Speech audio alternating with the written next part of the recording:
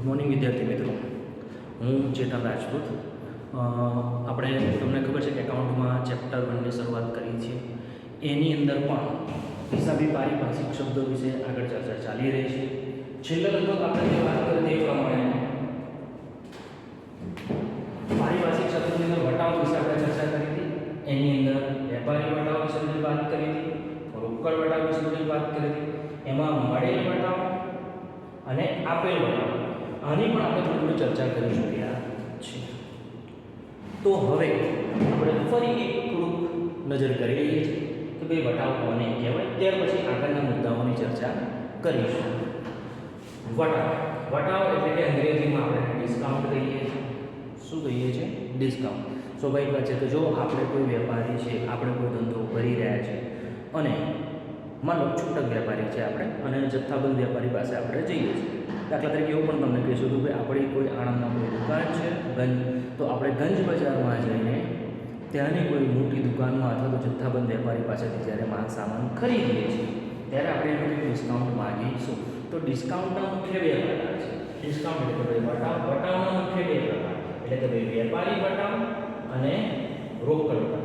તો પહેલા વટાવ વિશે થોડી વાત કરી, પછી થોડી વેપારી વટાવ વિશે વાત કરી. આમ તો મુદ્દાઓ ચાલી રહ્યા છે, પણ ફરી એકવાર થોડી નજર કરવી લે તો કે ભાઈ વટાવ શબ્દ માલની ખરીદ વેચાણમાંથી ઉદ્ભવે છે. જ્યારે આપણે માલ સામાન ખરીદીએ છીએ અથવા તો માલ સામાન વેચીએ છીએ તો વટાવ ત્યાંથી આ શબ્દ ઉદ્ભવે છે.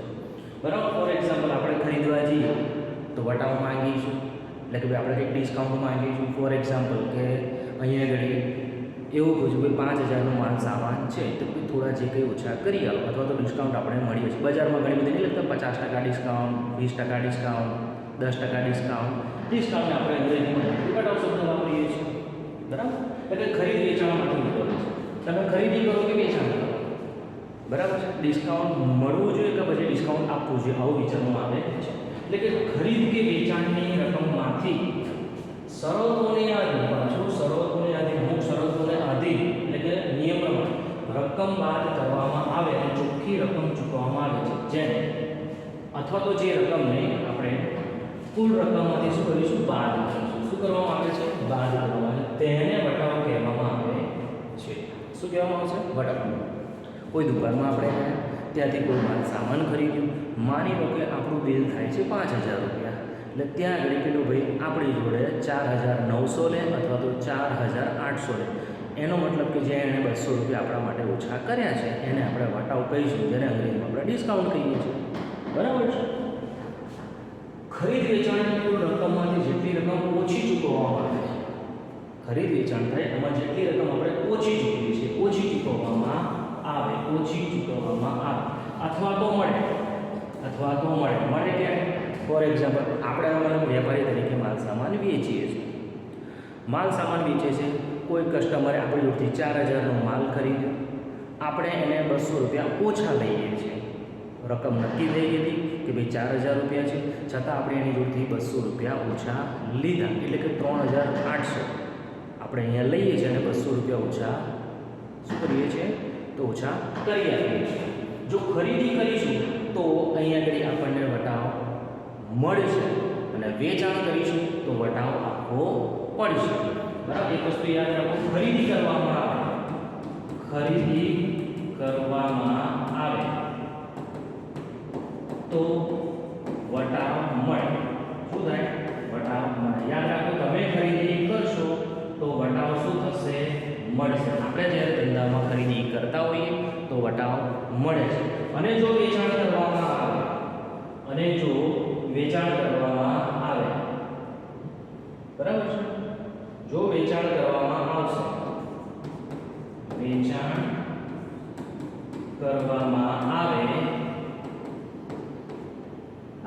તો વટાવ આપવો પડે. આપણે વસ્તુ વેચીશું તો વટાવ આપીશું, વસ્તુ ખરીદીશું તો વટાવ મેળવીશું. એટલે મેઇન કિંમત મતલબ કે મુખ્ય કિંમતમાંથી જેટલી રકમ ઓછી કરવામાં આવે તેને આપણે વટાવ કહે છે. ચલો, વટાવના મુખ્ય બે પ્રકાર છે: વેપારી વટાવ, રોકડ વટાવ. વટાવના મુખ્ય પ્રકારો પહેલા યાદ રાખીશું. વેપારી એટલે કે વેપારના હેતુસર જે રકમ ઓછી કરવામાં આવે.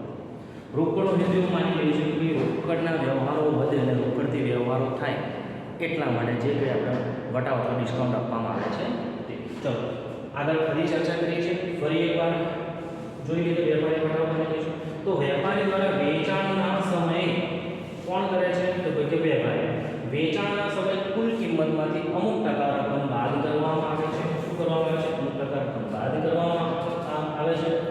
તેને વેપારી વટાવ કહેવામાં આવે છે.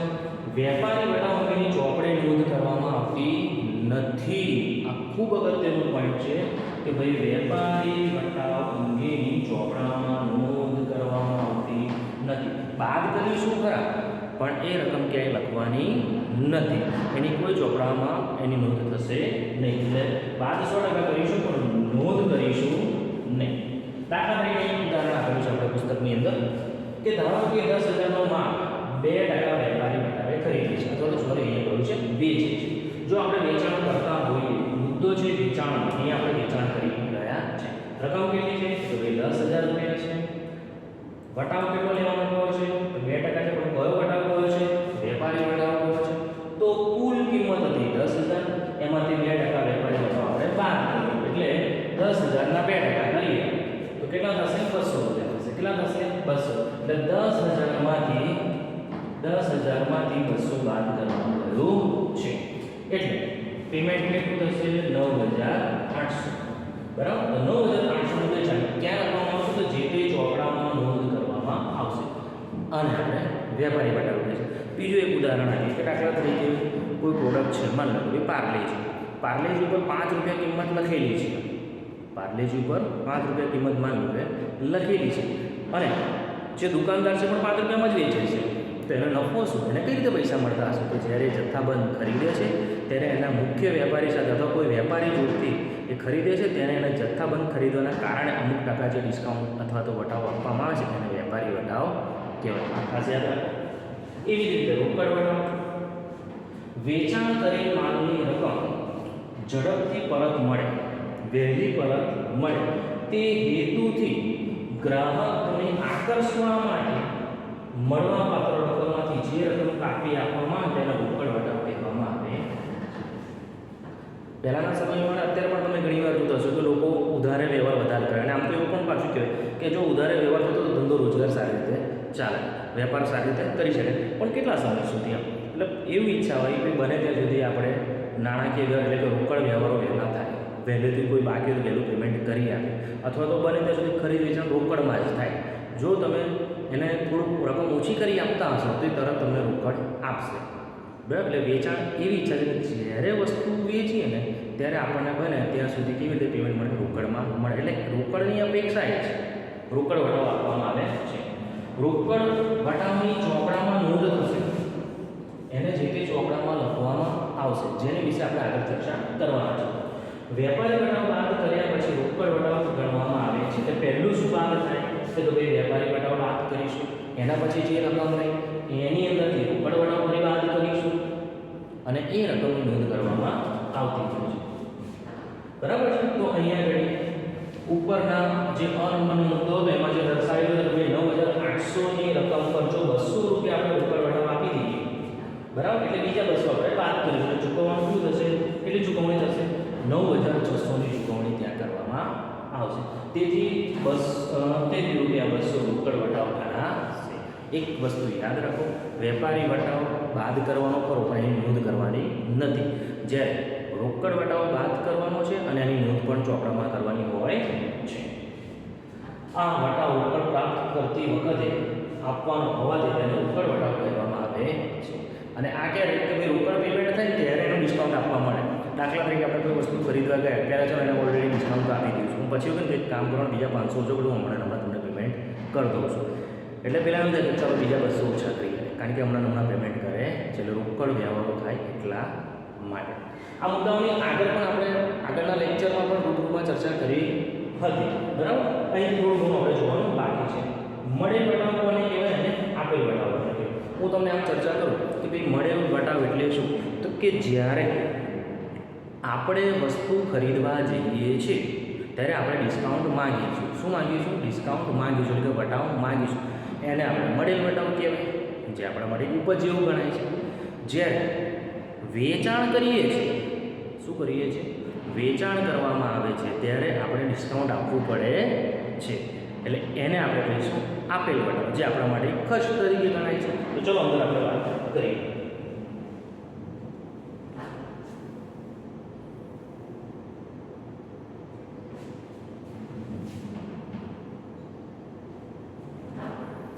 વિદ્યાર્થી મિત્રો, તમે જાણો છો પહેલી વાત કરીશું મળેલ વટાવની. વેપારી દ્વારા માલની ખરીદી કરવામાં આવે છે, એટલે અહીંયા ધ્યાન આપણો મુદ્દો છે મળેલ શબ્દ, એટલે ખરીદી સાથે જોડાયેલો છે. મેં હમણાં લખ્યું ખરીદી કરવામાં આવે ત્યારે વેપારીએ ચૂકવવા પાત્ર રકમ ઓછી ચૂકવવાની હોય તો જેટલી રકમ ઓછી ચૂકવવામાં આવી હોય તેને મળેલ વટાવ કહેવામાં આવે છે. દાખલા તરીકે આપણે 10,000નું પેમેન્ટ કરવાનું હતું, 10,000નું પેમેન્ટ કરવાનું હતું, આપણે ખરીદી કરી હતી 10,000ની, એની જગ્યાએ માન લો કે 10% અહીંયા વટાવ આપવામાં આવ્યો. કેટલા ટકા? 10%. એટલે 10% હોય એટલે કેટલું થશે? તો ભાઈ 1,000 રૂપિયા આપણે ઓછા ચૂકવવાના થાય છે અને 9,000 ચૂકવવાના થશે. આ ખરીદી કરીએ ત્યારની વાત છે, ત્યારે આપણે 10% ડિસ્કાઉન્ટ આવે, 10% વટાવ આપે તો અહીંયા આગળ આપણને 1,000 રૂપિયા મળે છે, કહેવાય મળેલ વટાવ કહેવાય, જે આપણા માટે ઉપજ તરીકે નોંધ કરી. બરાબર છે? જે ધંધાની શું છે ભાઈ? ઉપજ છે. આની આ વસ્તુ અંદર ચોપડીમાં પણ ઉદાહરણ આપેલું છે. અહીં ધંધાની આવક છે. શું છે? આવક ગણીશું, ઉપજ ગણીશું, બંનેનો ફરી કરે તે ઉપજ પણ ગણાય છે.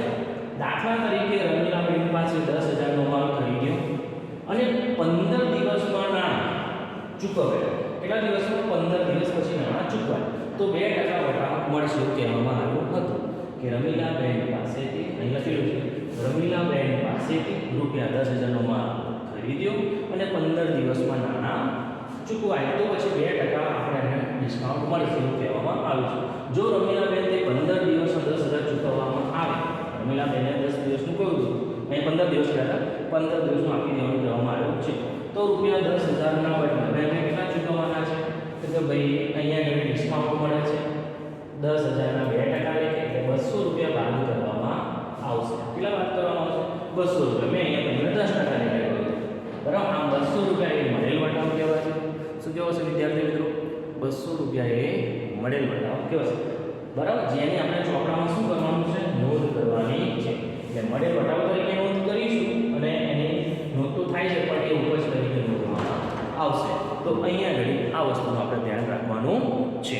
ત્યાર પછી આપેલ વટાવ, ત્યાર પછીનો આગળનો મુદ્દો છે આપેલ વટાવ. આના જેવું છે, આ ખરીદીને લગતું હતું, આ વેચાણને લગતું આવશે. દાખલા તરીકે વેપારી દ્વારા માલ વેચવામાં આવે, મેં તમને આ જે ઉદાહરણ આપ્યું છે ને એ તમે એ ખરીદીનું હતું, એવું ને એવું તમે વેચાણ તરીકે પણ લઈ શકો છો. બરાબર? એટલે વેપારી દ્વારા માલને વેચવામાં આવ્યો હોય અને વેપારીને મળવાપાત્ર રકમ ઓછી મળવાની હોય તો જેટલી રકમ ઓછી મળવાની હોય ત્યારે આપણે શું કહીશું? તો અહીંયા આગળ વટાવ તરીકે કહીશું. પણ કયો વટાવ? મળવાપાત્ર.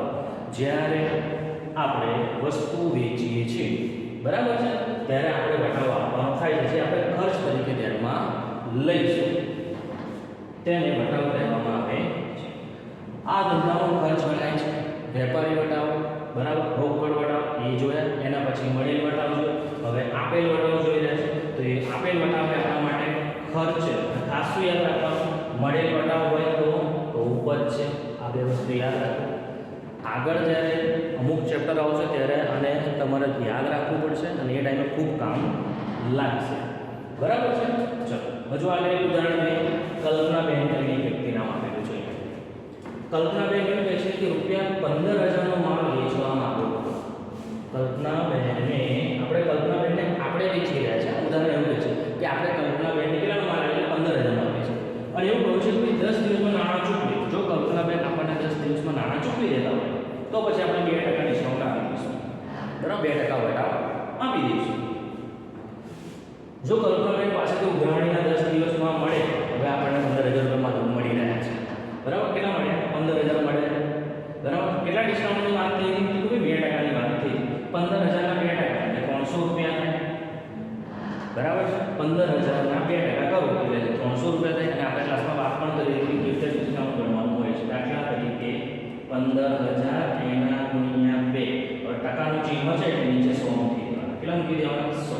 એટલે 15 30 બરાબર. 300 રૂપિયાની એન્ટ્રી આપણે કરીશું. એટલે 300 રૂપિયા જે છે એ વટાવ તરીકે ગણાય છે. અને આપણે આગળ ક્લાસમાં પણ લાઈવમાં આ વસ્તુ ગણતરી કરીને બતાવી છે. ચલો તો આમ ₹300 એ આપેલ વટાવ કહેવામાં આવે છે. અહીંયા આગળ આપણે ડિસ્કાઉન્ટ આપી રહ્યા છીએ કારણ કે આપણે વસ્તુ વેચતા હતા અને જો ખરીદી કરતા હોય તો વટાવ આપણને મળે છે. હવે આની જો આપણે નોંધ કરીશું વટાવ તરીકે. નોંધ શું થશે? તો ભાઈ આપેલ વટાવ તરીકે આ ધંધાનો ખર્ચ છે. ધંધાનો શું કહેવામાં આવે છે? ખર્ચ કહેવામાં આવે છે. વસ્તુ વેચો તો આપણે ખર્ચો ભરવો પડે છે. બરાબર છે. ચલો હવે આપણે એક મુદ્દો હજુ આગળ જોઈએ. નવો મુદ્દો લઈએ છીએ ઘસારો. શું કરીશું? ઘસારો.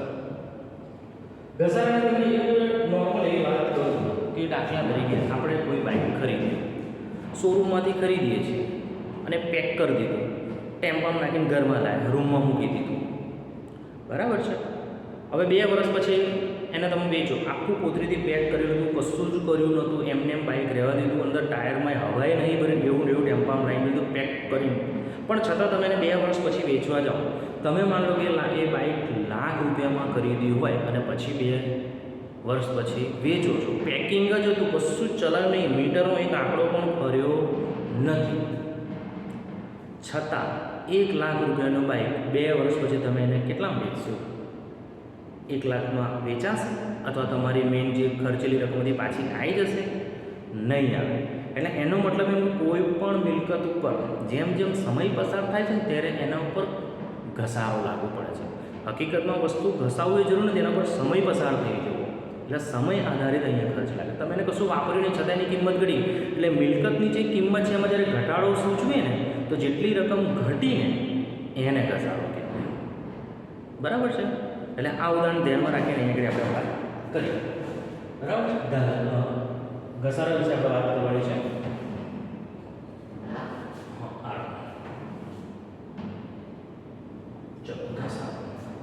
ઘસારો એ ધંધાનો ખર્ચ. આમાં કોઈ ખર્ચો ચૂકવવામાં નહીં આવતો, પણ છતાં ખર્ચ કહેવામાં આવે છે કે દર વર્ષે મિલકતની કિંમતમાં નિર્ધારિત દરે શું થાય છે? ઘટાડો થાય છે. તમારી જે મિલકત, તમે વિચારો તમારા ધંધામાં કોઈ પણ મિલકત છે, બરાબર, કોઈ યંત્ર લાવ્યા અથવા કોઈ મશીનરી લાવ્યા અથવા કોઈ ફર્નિચર લાવ્યા, એ જેટલામાં લાવ્યા હતા એટલી કિંમત 2-4 વર્ષ પછી એની હોય છે? નહીં હોતી. એટલે એની કિંમતમાં ધીરે ધીરે ઘટાડો થતો હોય છે, અને ઘટાડા જેટલી રકમનો થયો ને એના જ આપણે ઘસારો કહીએ છીએ. એટલે આ મુદ્દો યાદ રાખજો. એટલે નિર્ધારિત દરે ઘટાડો કરવામાં આવે છે. જેટલી રકમ ઘટાડવામાં આવે છે તેને ઘસારા તરીકે ઓળખાય. જેટલી રકમ તમે ઓછી ગણી એટલી આપણે એને ઘસારો કહીશું. માન લો આપણે કોઈ યંત્ર 25,000માં લીધું હતું અને 1 વર્ષ પછી એની કિંમત થઈ ગઈ ₹20,000. તો એનો મતલબ યંત્ર કેટલામાં લઈએ છીએ આપણે? 25,000માં યંત્ર લીધું. બરાબર છે. હવે એને વેચવા તમે જાઓ છો એટલે કોઈ તમને એવું કહ્યું ભાઈ હું એના ₹20,000 એનો મતલબ અહીંયા ઘડી ₹5,000 તમારા ઘટ્યા. શું થાય? ઘટ્યા. એને આપણે ઘસારો કહીશું. શું કહીશું? એને આપણે ઘસારો કહેવાય. જે કિંમત ઘટીને એને આપણે ઘસારો કહીશું. સરકારને કરવેરા ચૂકવતા પહેલા આવકમાંથી ઘસારો બાદ કરવામાં આવે છે. બરાબર. સરકારને જ્યારે તમે કરવેરો ભરો છો, ચૂકવો છો, ત્યારે તમારે ઘસારાની રકમ શું કરવામાં આવે છે? બાદ કરવામાં આવે છે. ઘસારો એ ધંધાને બિનરોકડ ખર્ચ કહેવામાં આવે છે. મોસ્ટ આઈએમપી ક્વેશ્ચન MCQનો છે આ, અથવા સેક્શન બીમાં પૂછી શકાય કે ઘસારો એ ધંધાનો કયો ખર્ચ છે? બિનરોકડ. તમે રોકડા થોડા ચૂકવો છો. અહીંયા ₹5,000 તમે ઓછા લો છો, ચૂકવતા થોડા છો, તમે ચૂકવ્યા નથી. એટલે ઘસારો કયો છે? રોકડમાં ચૂકવાતો નથી પણ છતાં એ ખર્ચ છે. બરાબર. તમે કોઈ પેમેન્ટ નથી કરતા અહીંયા, પણ બિનરોકડ ગણાય છે. જે યંત્ર તમે 25માં ખરીદ્યું હતું એને હવે આપણે 20 જ મળી એવા છે, અને હજુ 1 વર્ષ જવા દો છો તો 15 જ મળી એવા છે. એટલે અહીંયા ધીરે ધીરે ₹5,000 મશીનરીના અથવા તો યંત્રના ઘટી રહ્યા છે, જે ઘસારા તરીકે દર્શાવવામાં આવે છે. અને ઘસારો એ ધંધાનો કયો ખર્ચ? ભાઈ બિનરોકડ ખર્ચ કહેવામાં આવે છે. તો આ તમને મુદ્દો યાદ રહેવો છે. આગળના મુદ્દાની ચર્ચા કરીએ. ગાલઘાટ. ગાલઘાટ નવો શબ્દ છે તમારા માટે ગાલઘાટ. આ પારિભાષિક શબ્દોનો એક અગત્યનો પોઈન્ટ છે. ગાલઘાટ કોને કહેવાય? ઘણીવાર એવું થતું હોય કે ધંધા રોજગાર અથવા ધંધો ચલાવવા માટે ઘણીવાર આપણે માલ સામાન ઉધાર આવવો પડતો હોય છે, અને માલ સામાન ઉધાર આવે એટલે સામેવાળો વ્યક્તિ આપણો શું બને છે? દેવાદાર બને છે. એવું આપણે ક્લાસમાં ચર્ચા કરી ચૂક્યા છે. જ્યારે આપણે માલ સામાન વેચ્યો હતો એટલે આપણા દેવાદારો થાય. માન લો કોઈ દેવાદાર જોડથી આપણે 25,000 રૂપિયા લેવાના છે. કેટલા લેવાના છે? 25,000 રૂપિયા લેવાના છે. અને એ દેવાદાર આપણને અત્યારે 25,000માંથી માન લો 22,000 રૂપિયા એણે આપણને આપ્યા. કેટલા આપ્યા? 22,000. અને 3,000 આપતો નથી. તો એ 3,000 જે આપણે ન મળ્યા ને એને ગાલઘાટ કહેવાય. કોઈ પણ દેવાદાર જોડથી આપણે પૈસા લેવાના હતા અને જેટલી રકમ દેવાદાર પાસેથી આપણને નથી મળતી એ રકમને આપણે ગાલઘાટ તરીકે ઓળખીએ છીએ. શું કહીશું? બેડ ડેટ તરીકે ઓળખવામાં આવે છે. અંદરમાં છે જ્યારે ધંધા દ્વારા ઉધાર માલનું વેચાણ કરવામાં આવે અથવા તો આવે, આપણે કોઈને માલ સામાન ઉધારે વેચી દઈએ છીએ, બરાબર? જેને ઉધાર માલ વેચ્યો ને આપણે, જેને ઉધાર માલ સામાન વેચ્યો તે ધંધાનો દેવાદાર ગણાય છે. જેને તમે હમણાં જ કહ્યું કે જેને આપણે માલ સામાન ઉધાર વેચ્યો કે આપણા ધંધાનો શું બને? દેવાદાર બને. તેની પાસેથી વેચાણની કિંમત વસૂલ કરવાની હોય છે. એટલે આપણે પૈસા લેવાના છે, આપણે માલ સામાન આવ્યો છે. મેં તમને 25,000નું ઉદાહરણ લીધું કે આપણે 25,000નો ઉધાર માલ વેચી. હવે એની જોડેથી આપણે 25 લેવાના છે. કેટલા લેવાના છે? 25,000 લેવાના છે. હવે ઘણી વખત એવું થાય ધંધાનો જે દેવાદાર છે જેને આપણે પૈસા લેવાના છે ને એ ધંધાની પૂરી રકમ પોતાની નબળી આર્થિક સ્થિતિને કારણે ચૂકવી શકતો નથી. એવું નહીં હોતું કે ભાઈ સામેવાળા પૈસા નહીં આપવાના, એની ઈચ્છા છે આપવાની, પણ માન લો કોઈ કારણોસર એની આર્થિક પરિસ્થિતિ હમણાં સારી નથી, એ આપણને પૈસા આપી શકે એમ નથી, ત્યારે આપણને પેમેન્ટ કરતો નથી, ત્યારે આપણને પૈસા ચૂકવતો નથી. એણે જે આપણને પૈસા ના આલ્યા અને જેટલી રકમ ન ચૂકવી એ રકમને આપણે ગાલઘાટ તરીકે ઓળખીએ છીએ. ધંધા દ્વારા નિર્ધારિત પ્રયત્નો કર્યા, આપણે બધા જ પ્રયત્નો કર્યા, પૈસા માંગીએ, ફોન કર્યા, પત્ર લખ્યા, બધું જ કર્યું, આપણે બધા જ પ્રયત્નો કર્યા, છતાં એ આપણને પૈસા આપતો નથી. પછી કુલ રકમમાંથી જેટલી રકમ વસૂલ ન થઈ, જેટલી રકમ આપણને ન મળી અથવા મળી શકે તેમ ન હોય તેને ગાલઘાટ તરીકે ઓળખવામાં આવે છે. ગાલઘાટ એ ધંધાનો ખર્ચ નથી, યાદ રાખજો. ખર્ચો થાય ને વસ્તુ માટે ખર્ચો કરો તો આપણે એમાંથી કંઈક કમાઈશું, એવું કહેવાય. ખર્ચો એને કહેવાય કે એમાંથી કંઈક કમાઈશું આપણે. એટલે ગાલઘાટ એ ધંધાનો ખર્ચ નથી, આ બહુ અગત્યની વાત છે. એને નુકસાન થઈ ગઈ છે. સ્વાભાવિક છે, જે રકમ આમાંથી આવી ગઈ, કોઈને ઉછીના આપ્યા હતા 25,000 ને હવે આપણને 20 કે 22 જ આવવા થયા છે, ઉપરના 3 નહીં આપે. ઘણી વાર એવું થાય કે સંબંધો કે 25 આલ્યા, 25,000નો માલ સામાન વેચો તો કે મને એક કામ કરો ને 24,500 પડ્યા છે એટલા રાખો ને, અને 500 આવતો નથી. એટલે આપણે સંબંધમાં કદાચ નાઈ માંગી છે, પણ એ 500 રૂપિયાની આપણને અહીંયા ગાલઘાટ પડે છે, જેને હિસાબમાં આપણે લખવાની હોય છે. તો આ એક નવો શબ્દ આજે આપણે ફરી જોયું. આગળ જોઈએ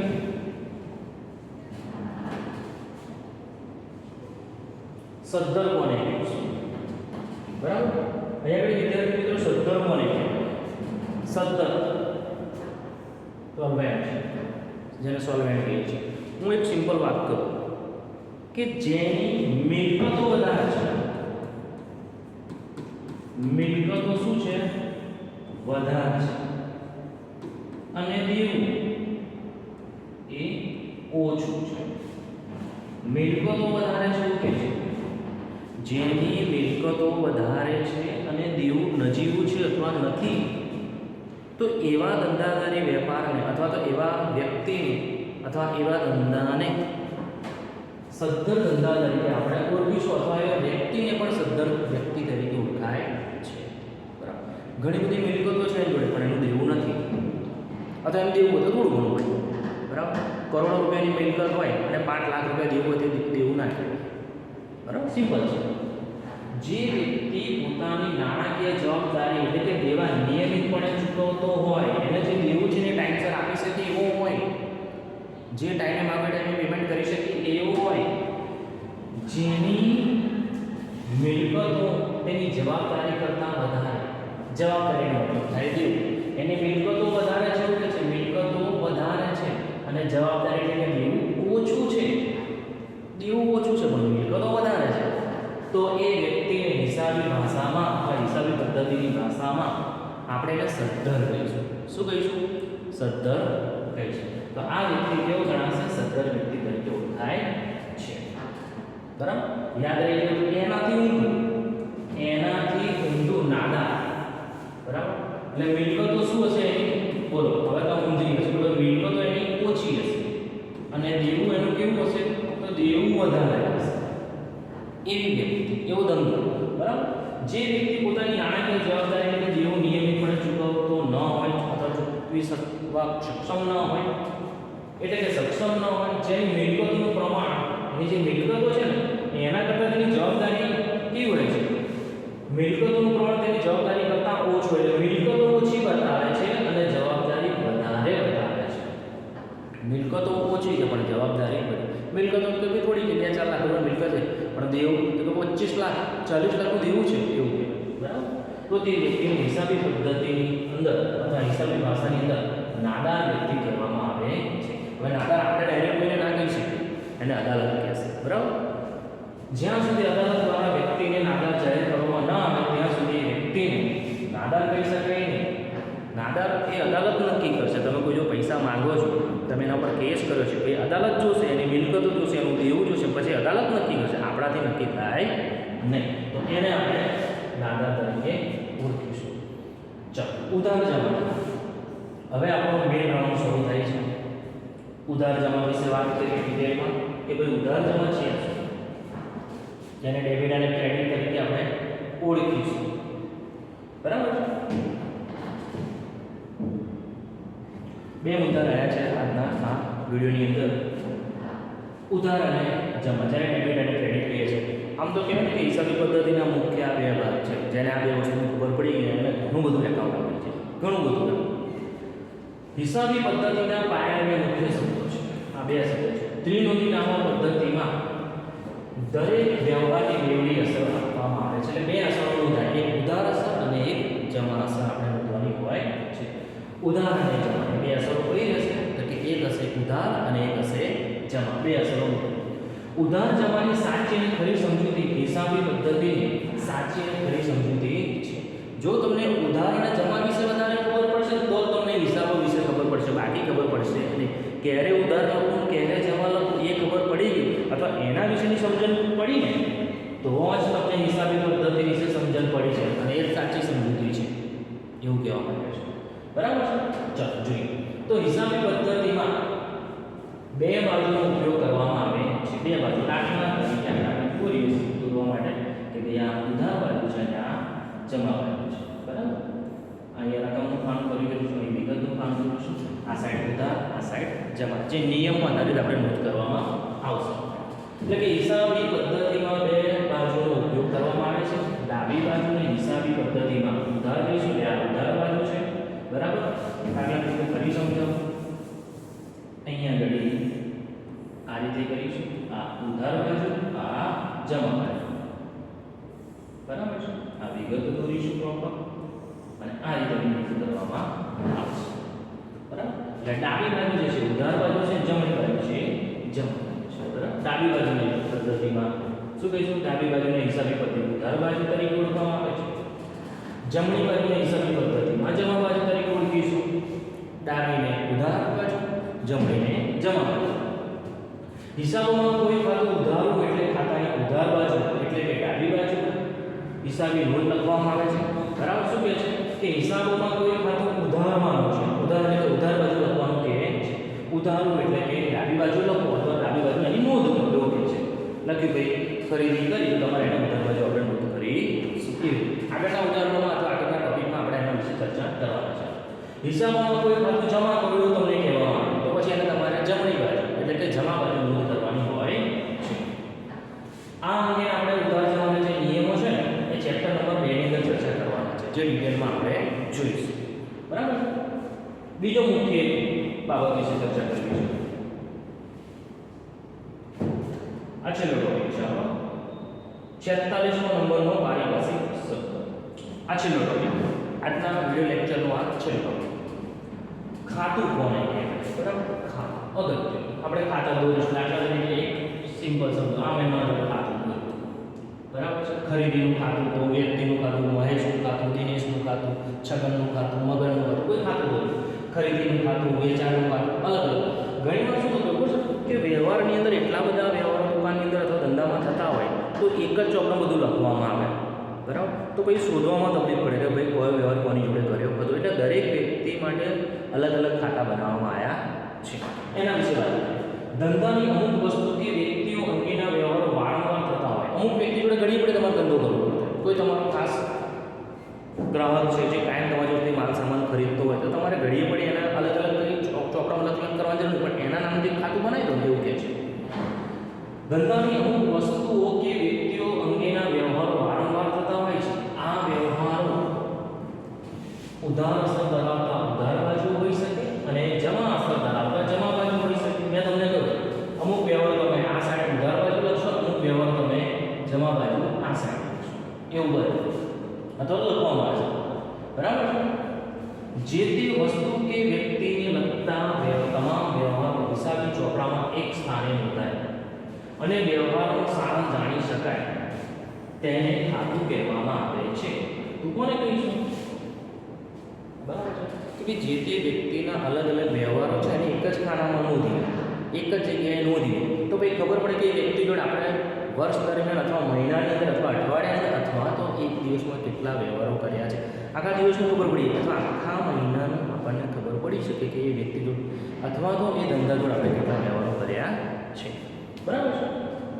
તેમને આપણે ઉધાર વેચાણ બરાબર અહીં જોઈએ. પુષ્પાબેન ધંધાના ગ્રાહક છે.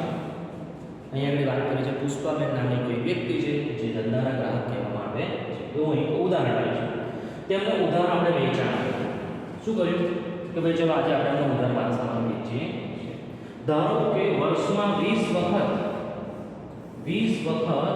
ઉધાર વેચાણ કરવામાં આવે છે. બોલો પુષ્પાબેને આપણે 20 વાર ઉધાર આપ્યા આખા વર્ષમાં અને તેમના દ્વારા હિસાબી પતાવટ પણ 20 વખત કરવામાં આવી. 20 વખત આપણે માલ સામાન આલીએ છીએ ઉધાર, જ્યારે એ વ્યક્તિ પણ આપણને 20 વખત પેમેન્ટ કરે છે. આ પુષ્પાબેન સાથેના વર્ષમાં પુષ્પાબેન સાથે આપણે વર્ષ દરમિયાન કેટલા વ્યવહારો કર્યા તો જુદી જુદી તારીખે અલગ અલગ વ્યવહારો થયા. ખરીદીના અને વેચાણના 20 વ્યવહાર એમને પણ આપણને 20 વખત પેમેન્ટ કર્યું એટલે 2 વાર કેવું કહેવાય એટલે ટોટલ 40 વ્યવહારો થયા. માલ સામાન 20 વખત આપ્યો, એમને સામે 20 વખત પેમેન્ટ કર્યું એટલે ટોટલ 40 વ્યવહારો અહીં આપણા દ્વારા કરવામાં આવ્યા છે અથવા બંને દ્વારા થયા છે. આ બધા જ વ્યવહારો હિસાબી ચોપડામાં એક જ સ્થાને નોંધવામાં આવ્યા અથવા તો લખવામાં આવશે. બરાબર, તેની જાણકારી મેળવી શકાય. એક જ જગ્યાએ તમે લખ્યું હોય તો ભાઈ એક જ તેના નામનું ખાતું બને એક જ જગ્યાએ તમે લખ્યું હોય તો તમને તરત મળી રહે અને અલગ અલગ પાનામાં લખ્યું હોય તો અલગ અલગ જગ્યાએ લખ્યું હોય તો મળે. એટલે સરળતાથી તમને ક્યારે મળે? તમે અહીંયા આગળ તમારે કોના નામનું ખાતું બનાવવાનું હોય એનો મતલબ શું થતું ભાઈ પુષ્પાબેનના નામનું તમારું ખાતું બનાવતા એની અંદર ખરીદીના અને પેમેન્ટને લગતા હિસાબો લખવામાં આવતા છે. તેની જાણકારી મેળવી શકાય છે. જ્યાં આ વ્યવહારો નોંધાયા છે તેને પુષ્પાબેનનું ખાતું કહેવામાં આવશે. એટલે દાખલા તરીકે આપણે આ પ્રકારનું ખાતું બનાવી દીધું અને અહીંયા આગળ લખી દીધું પુષ્પાબેનનું ખાતું. ઉધાર અસર જમા અસર એવી રીતે બે અલગ અલગ અસરો આપણે આપીશું. પુષ્પાબેન એ કોણ છે તો ભાઈ વ્યક્તિ કહેવાય. બરાબર, તે જ રીતે વ્યક્તિ ખાતું કહેવાય. બેંક ઓફ બરોડાનું ખાતું વ્યક્તિ ખાતું છે. ગુજરાત કોલેજનું ખાતું વ્યક્તિ ખાતું છે. અહીંયા પુષ્પાબેન જે છે એ વ્યક્તિ ખાતું. વ્યક્તિના ખાતાની જે માલનું ખાતું આવે, મિલકતને લગતા ખાતા આવે, ઉપજ ખર્ચ ખાતું આવે, ખર્ચને લગતા ખાતા આવશે, ખરીદીના ખાતા, વેચાણના ખાતા, અલગ અલગ ખાતાઓ જે આપણે આગળ પણ જોવાના છે વગેરે જેવા ખાતાઓ તૈયાર કરવામાં આવે છે. જો કે વર્ષ દરમિયાન એક જ વ્યવહાર થયો હોય તો હિસાબી પદ્ધતિમાં નિયમ પ્રમાણે જે તે ખાતું બનાવવું પડે. જો એક વ્યવહાર થયો એનો તો એક ખાતું બનાવી શકીશું. બરાબર, એક ખાતામાં પણ એને આપણે લખી શકીએ છીએ. આમ તો આપણે ઘણા બધા દિવસથી આગળના પણ પારિભાષિક શબ્દો જોયા. બરાબર, એ પારિભાષિક શબ્દો જો તમે પ્રોપર તૈયાર રાખો અને પ્રોપર એની સમજૂતી તમે જો મેળવી છે અને છતાં કોઈ પ્રશ્નો હોય બરાબર તો એને એકવાર વાંચો, ના હોય તો મારો સંપર્ક કરતા રહેજો. બરાબર, આ પારિભાષિક શબ્દો અભ્યાસના વિશે પારિભાષિક શબ્દો જે તે બાબતનો અર્થ અંગે સ્પષ્ટ કરે છે, તેથી કોઈ પણ વિવાદનો અવકાશ રહેતો નથી. જો શબ્દો તમને આવડી ગયા તો તમને ઘણું બધું એટલે કે ઘણી બધી રીતે તમને એકાઉન્ટ ખબર પડી જશે. દરેક શિક્ષણ શાખાના પારિભાષિક શબ્દોનું આગવું સ્થાન એટલે કે મહત્વ હોય છે. હિસાબી પદ્ધતિનો અર્થ અને લક્ષણ અને તેના સંબંધિત અન્ય બાબતોની જાણકારી બરાબર મેળવ્યા બાદ હિસાબો લખવાની એટલે કે નામો લખવાની પદ્ધતિઓ વિશે જાણકારી મેળવી. તો આ મુદ્દાની ચર્ચા આપણે નેક્સ્ટ ટાઈમ કરીશું. થેન્ક યુ વિદ્યાર્થી મિત્રો.